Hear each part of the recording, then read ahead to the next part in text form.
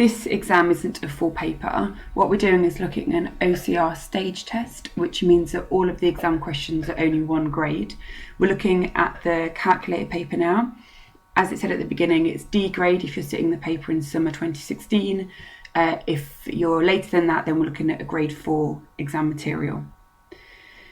You need to make sure that your calculator is in the right mode, so please turn it on and check the fraction button. You're looking for a square over a square, and that means that your calculator is in the right mode. Just test out some of the other buttons and make sure you're familiar with where x squared, x cubed, square root, or the key buttons are before you start. Any questions, please put your hand up and ask a teacher.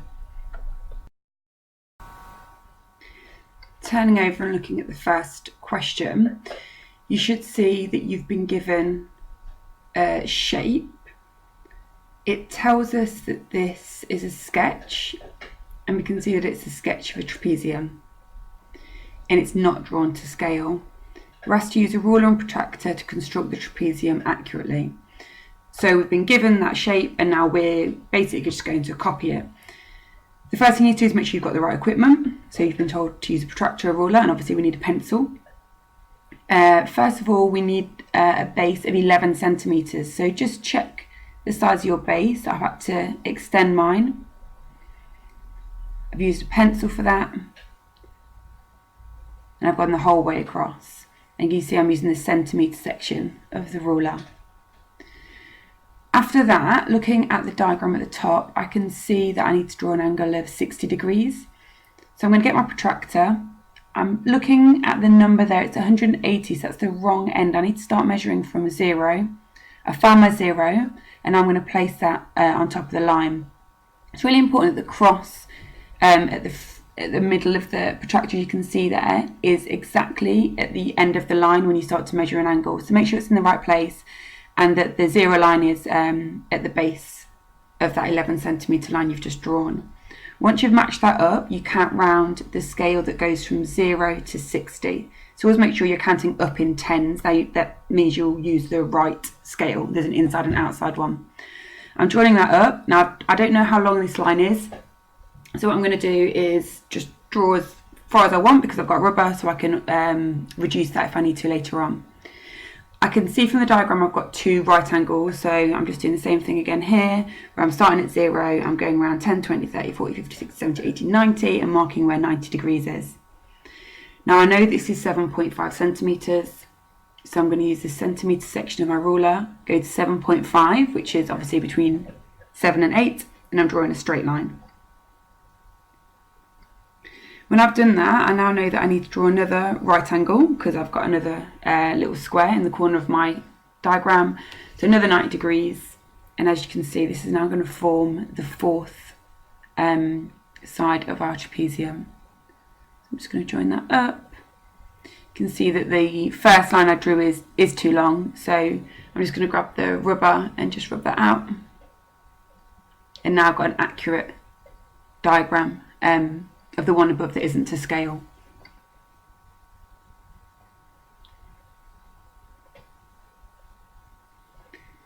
I'm just going to mark on the angles. Okay, so having done that, it asks me to use these measurements to get the area. Now, I know the area is at the front. If you're sitting the exam from 2017 onwards, that won't be there. You obviously need to know that off by heart. So half of A plus B times by the height. I've written down the formula from the front, and I've just copied that to where the question is at the in the actual paper. Show the examiner that I know what I'm doing and I know what the formula is. So now I need to find out what A and B are. Well, they're the 2 parallel sides. So I'm just going to copy this out again, but this time I'm going to replace the A with the length of the base, and I'm going to measure the length of B. A and B are interchangeable, so it doesn't matter which way round you pick them to be. So I've measured that. I've counted centimetres and millimetres, so 6.7. And then I know that my height from the diagram above is 7.5. I've written the time signs in here so that the examiner can see what I'm going to type into my calculator. Because it's a calculated paper, you're only going to get your method marks if you show the examiner what you've done. He's got no idea what you've typed into your calculator. He just knows what you've written on the exam paper. So you must make sure whatever you write into your calculator, exactly that goes onto your exam paper as well, so that you can pick up full marks.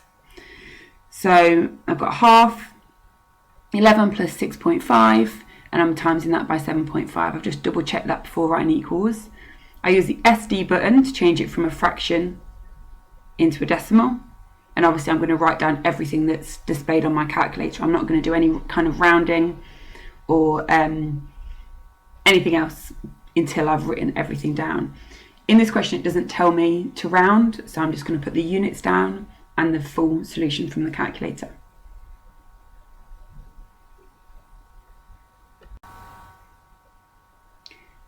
Okay, so let's look at the next question. Right, we're asked to complete a table. Really common exam question, comes up all the time, so you must practice these if you're unsure of them. We're given y equals 6 minus 2x, and I'm given some value of x but not of y, so I need to substitute these values of x into the formula, and that will give me what my y value is. Remember that in between the 2 and the x is a multiplication, so it's 2 times whatever the value of x is. Now the first value I've been given, so I'm going to go straight to the second one, and I'm going to do 6 take away 2 times 2. That's because the value of 2 is given at the top of the table. Quickly put that into the calculator, and I get an answer of 2. I'm now going to change the value of x to 4, because the next term in the table for x is 4, and I get minus 2. And then the fourth one has been done for me. Now the reason we fill out this table is because this then gives us coordinates, so that's why you have a table given to you. If in the exam you're not given a table, just create it yourself and select the values of x that you want to put in. I've got 4 coordinates, so I'm just going to plot them, knowing that I go along the corridor and then up the stairs. So 0, 6, 2, 2, 4 and then negative 2, and then 6 and minus 6. And you should see that your points are creating a linear line, so a straight line graph. If they're wonky at all, then you've made a mistake. In the exam, you'll obviously have squares. This stage test doesn't have them, but you will do in your exam. You can see that's a lovely straight line graph, so I know I've got this correct, so I can move on. It then asks me to use my graph to find the value of x when y is equal to 3. Well, the y-axis is obviously the vertical one. I'm just going to go down to where y is 3, like it's told me to in the question. And just like with a line of best fit or with a proportion graph, I just read across and then down to the x value on the x-axis, and that'll give my answer. Okay, so that looks like 1.5 to me. It's halfway between 1 and 2. So the value of x when y is 3 is 1.5. Now, I've just noticed that I've done something naughty here and I've not used a pencil. So if you have done what I did and just used your pen to draw this graph, can you please write the following note on your exam paper? Use a pencil in the exam. This is the only way you're going to be able to correct your work. Okay, you must not use a pen to draw your graph.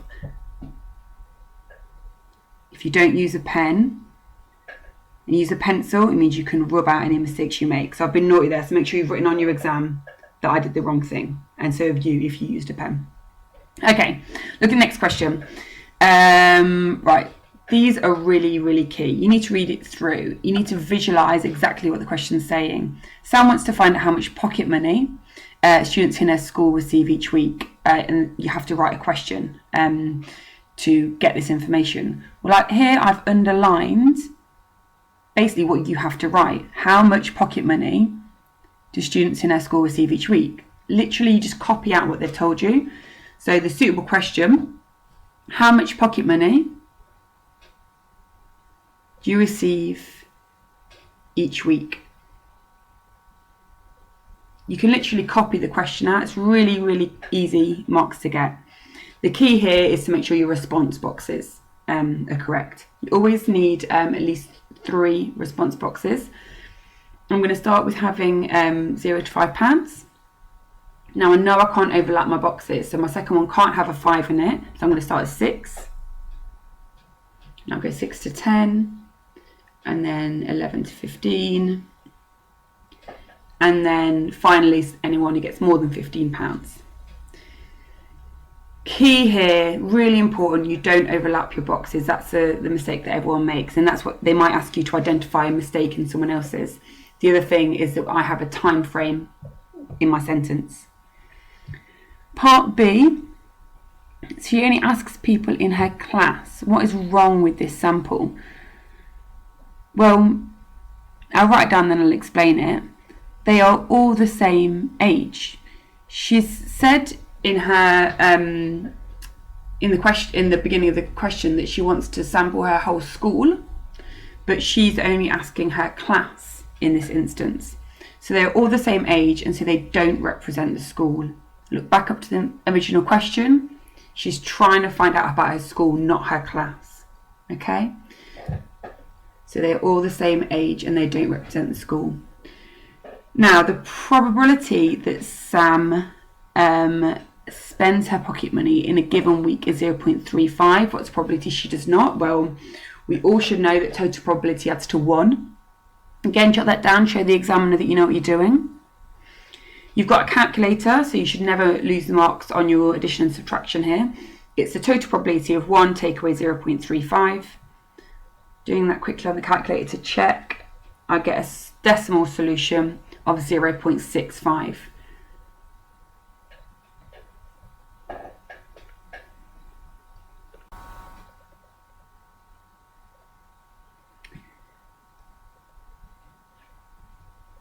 Okay, next question.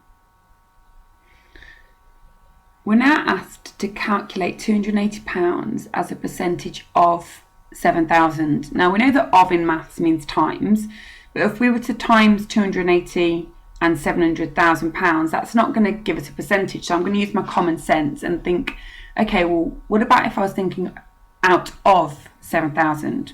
So we've got this £260, sorry, not 280, and we want that as a percentage of the 7,000. Well, I know that out of means we need to write a fraction, so I'm going to pop that into my calculator, and that gives me a decimal value. Now I know to go from a decimal to a percentage, because percentage is out of 100, I need to times that value by 100. So I'm going to go back to my exam paper and show the examiner that I know to do that I'm timesing by 100. I'm going to do it in my calculator, and I'm going to get my solution.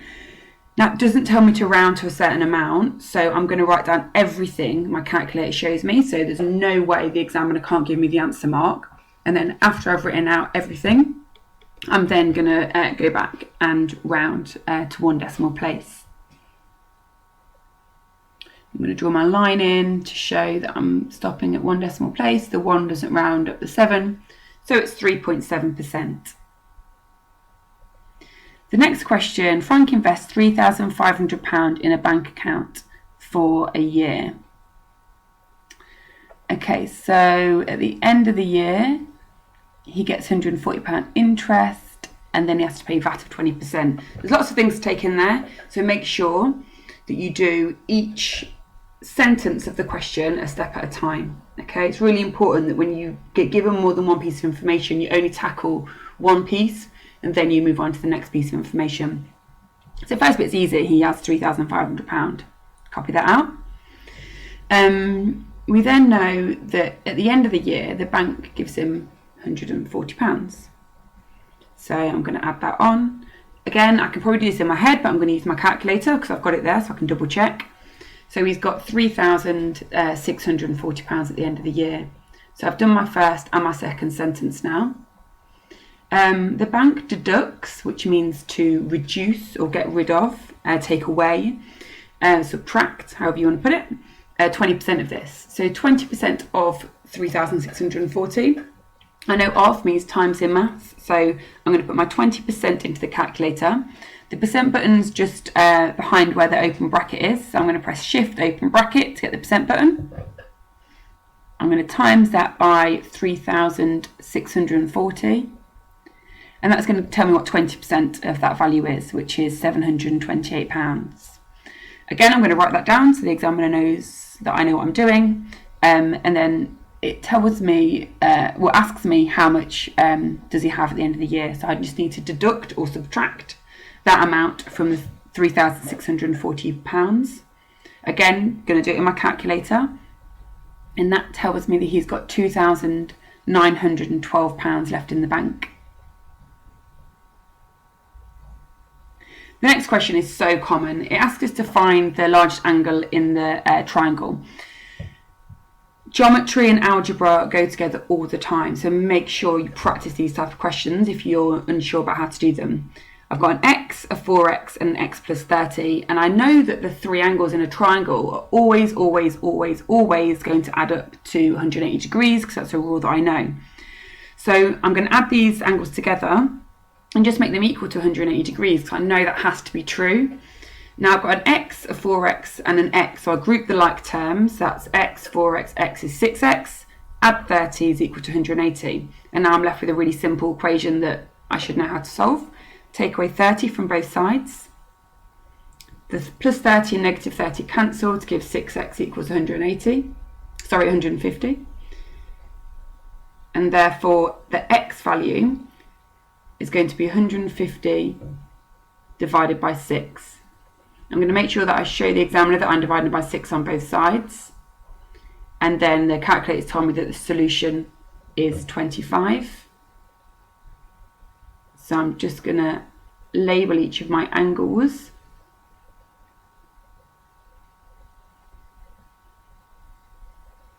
Because the question actually asks me which is the largest. So I'm going to write down how big each angle is, so that I know that the largest one is actually the 4x, which is 100 degrees.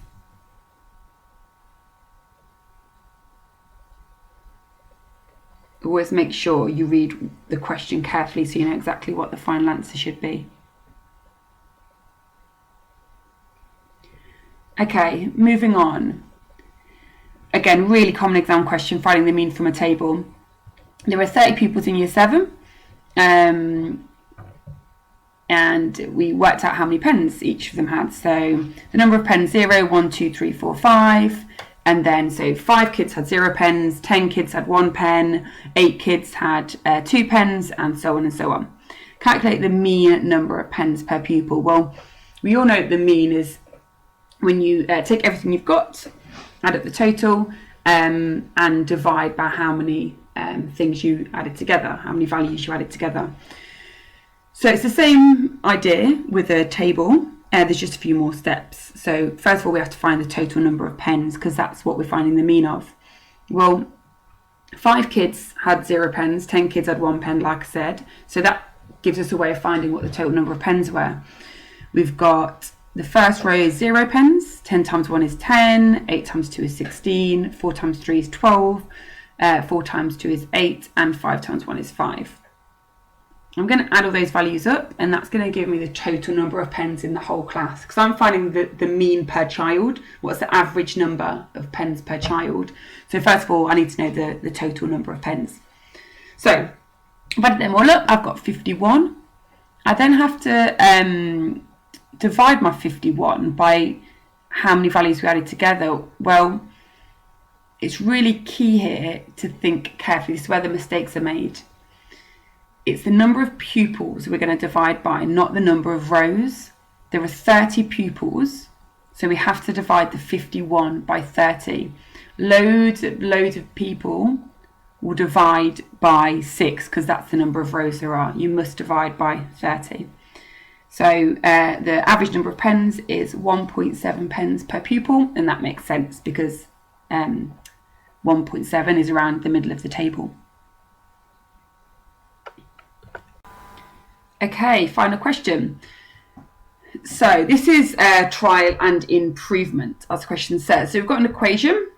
We're told that the equation is equal to 24. So x cubed, plus x equals 24. And we're told that the value lies between x is equal to 2 and x is equal to 3. So we're going to use trial and improvement. We're going to see what this solution is. Is it 2.3, 2.7, 2.4? What is the solution? So we want to know to one decimal place. So I'm going to start by finding what the integer solutions are. So I'm going to take my calculator and I'm going to substitute the value of 2 into the equation. So 2 cubed, add 2. And what I've done now, I've just substituted the value of x is 2 into the equation. The solution for that is 10.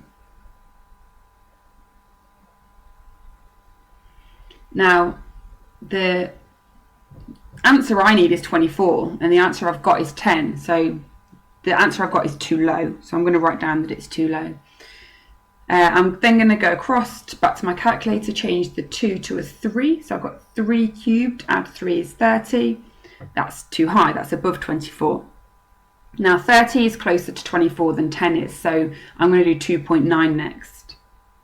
Again, delete the 3, change that to 2.9, and I get an answer of 27.289. Looking back, that is too high, so I'm going to change it to 2.8. So this is what this means, trial and improvement. You try it, see if it works, improve it. Again, this is too high, it's close, it's 24.752, but it is still too high, it's 0.752, too much. So I'm going to go to 2.7, so I'm going to try and improve it again. Change it to 2.7 cubed, add 2.7, and this time I get 22.383. Now you might say, well, obviously 2.8 is closer, but we have to check. And the way you do that is by just drawing a little number line. So one end you're going to have the value of 2.7, and at the other end you're going to have the value of 2.8, and you're going to work out which is the best guess. So which is the best solution. 2.7 was too low, 2.8 was too high, so obviously I'm going to try halfway. That makes the most sense, which is 2.75. I'm going to go back to my calculator, change it to 2.75 for both the values of x. And then I'm going to write down what that value is and say whether it's too low or too high. Well, it's below 24. The solution I want is 24, and that solution is 23.54. So again, show the examiner that I know I'm doing, that I've got this answer, write down what the answer is. And then I'm going to write down that this is too low. I wanted an answer of 24. Now, if the middle value is too low, that means the solution must lie in between 2.75 and 2.8, so somewhere in here, which is obviously closer to 2.8 than it is to 2.7, and so I'm definitely sure that 2.8 is the best answer I could have got. So that's the final answer, 2.8. It's now really, really important that you look at this paper, flick through all of the questions that we've been through, make a note of anything you're unsure about. So at the front of your paper, just underneath where it says don't write on this page, I would write on the page and write down what revision questions you need to go through, what do you need to ask your teacher this week before the mocks, what do you need to go home and revise. Although we've only used one of them today, we haven't used the volume for a prism, just be aware of these two formulae if you are doing the exam in summer 2016, because they're really important things to use.